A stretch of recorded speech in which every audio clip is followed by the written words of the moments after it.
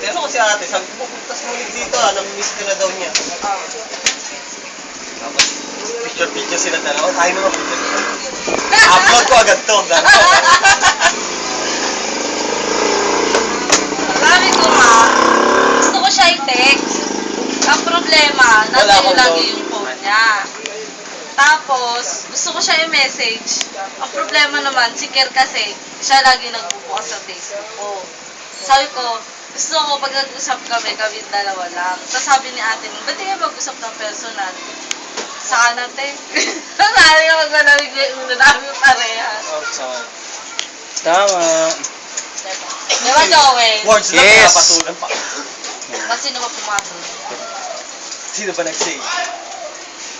Sino ba nag-post? Sino ba nag-comment? Wala kang dahil. Patola! Patola! Mahilig kayo magpatola?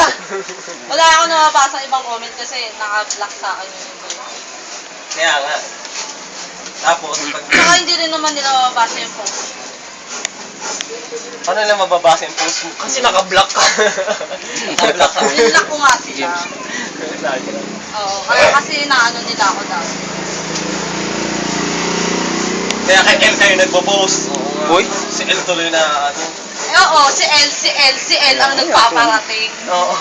Ano, nagpaparating? Saka nagpaparating Facebook. May laman na, may laman. Nagpaparating, wala akong sinasabing mga parating-rating na yan. Sabi kay Mirasol doon tungkol sabi ni Besa, kaya nalaman sa bahay. Sabi niya, Mama, Uy, anong tungkol? Wait lang, hindi ko alam kay Mirasol na tungkol sa inyo. Hindi, yung about sa sa post mo na peaceful, pinakita mo ata kay Mirasol. Tapos ngayon itong Mirasol naman sinabi sa bahay. Anong picture ang pinakita ko? Wait lang. Yung picture yung nila Berna. Tapos sabi kami na... Eh, makikita nyo kasi ka-Facebook ko siya. Ewan ko, hindi ko alam. Basta yun yung sabi.